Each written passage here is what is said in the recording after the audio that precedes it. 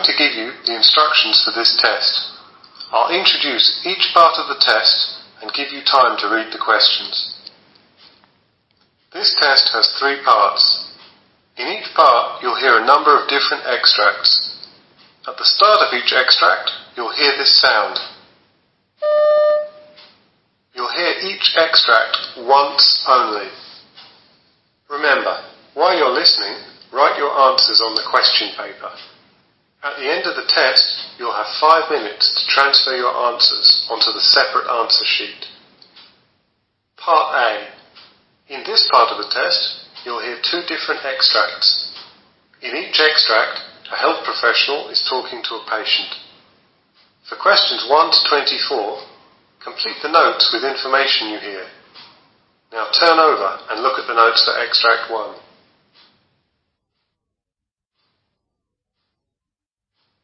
Extract 1, questions 1 to 12.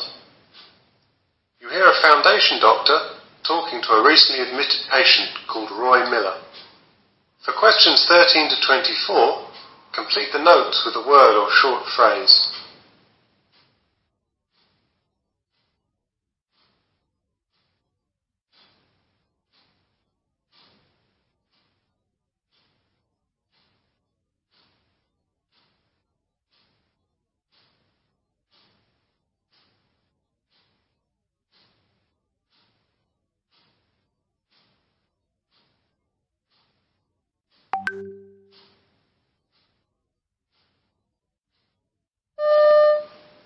So, Roy, I see from your notes you've been admitted because of shortness of breath.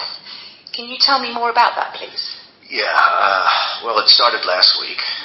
I noticed that getting up the stairs was more of an effort, and I found that I had to pause on the way to catch my breath.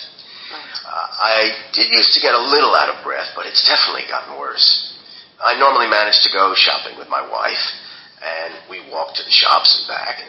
I generally have to have a little rest, but now everything is just taking me longer. I feel weary, you know, and I've got this cough. It's like a barking thing that I just can't shift.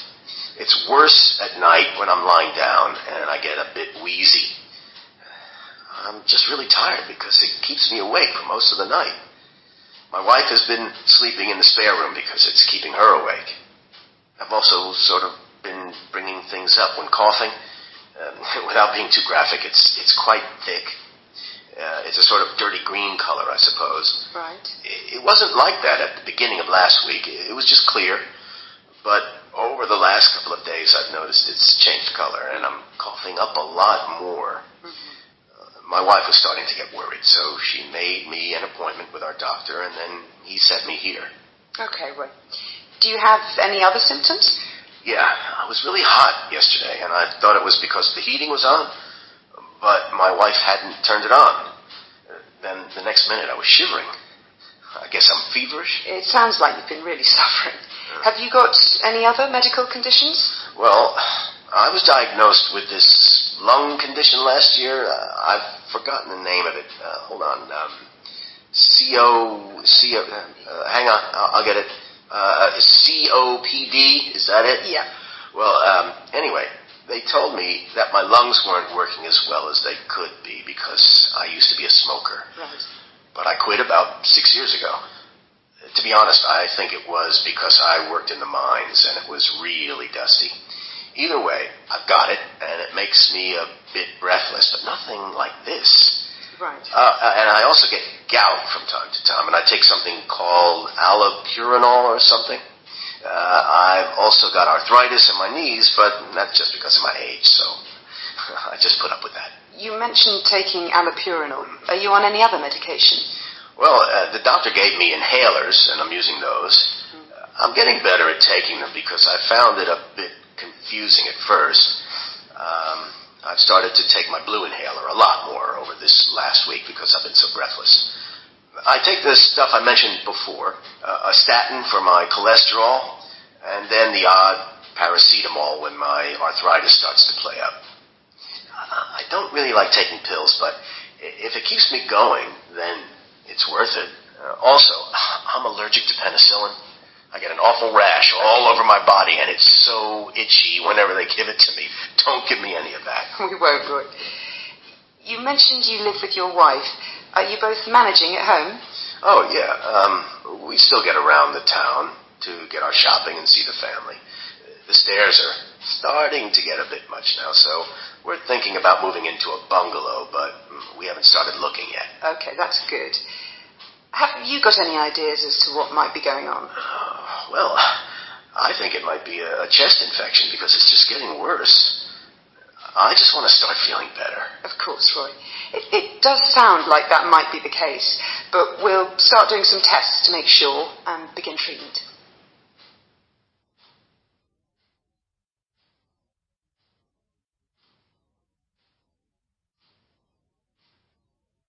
Now look at the notes for Extract 2. Extract 2, questions 13 to 24. You hear an optometrist talking to a patient called Marcia Samarina. For questions 13 to 24, complete the notes with a word or short phrase.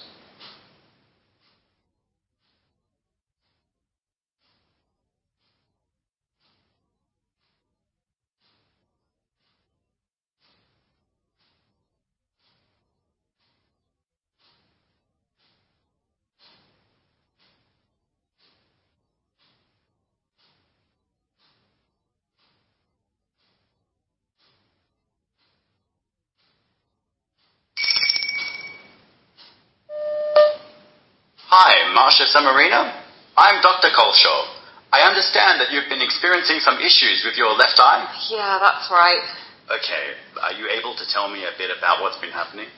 Yeah, sure. So, last Friday was our office party, and so I was out quite late, and I'd had a couple of glasses of wine.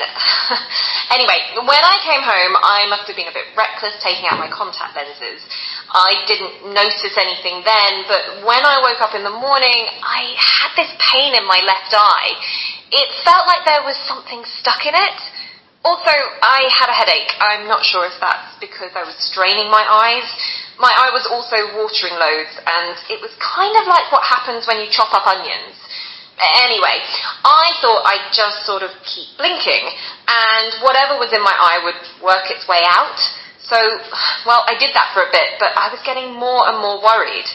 I went to ask my roommate if she could see anything in my eye, and she said my eye was swollen, and she thought we should go to the hospital and get it checked out.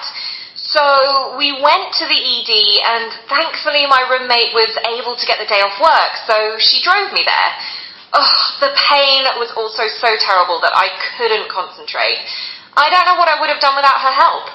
Ah, okay. So what happened when you went to the hospital? So we waited around at the ED for a bit, and then I was seen by a GP. I told him about the pain and how I thought I had something stuck in my eye, so he opened my eye and tried to see if there was anything in there that shouldn't be. It must have been quite difficult for him to see anything, so he did a fluorescein eye stain test. Then he took me to a dark laboratory room to look into my eyes with one of those microscope things. And when he still couldn't find anything, he seemed to think it could be an infection. And that's when I started panicking. And after that, were you referred to an optometrist? Oh, yes, that's right. They sent me to this department after that, and the optometrist used some numbing eye drops on me. I was incredibly thankful to her for that. My eyes felt better very soon afterwards. And then she looked at my eye, and because I wasn't squinting from the pain anymore, she could see that there was a corneal abrasion. She said that I must have scratched it when I took my contacts out the night before. I see. So can you tell me how you've been treating your eye at home? Yes, she told me not to wear my contact lenses until this follow-up, and she prescribed me a couple of things. I'm using the antibiotic eye drops she gave me. I put those in the mornings and evenings, and the other thing she gave me is really horrible to use. It's a healing ointment, but it feels gross in my eye, so I just use it once a day. Unfortunately, they couldn't give me any of their pain relief to take home, so I've just been taking ibuprofen when it hurts. And how's your eye feeling now?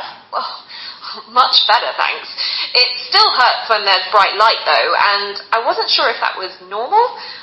The optometrist said it would take quite a while to heal, so I guess I need to hang on a bit longer. Yes, at this point it will most likely still be recovering. Do you mind if I take a close look at your eye now? If you can just take your glasses off.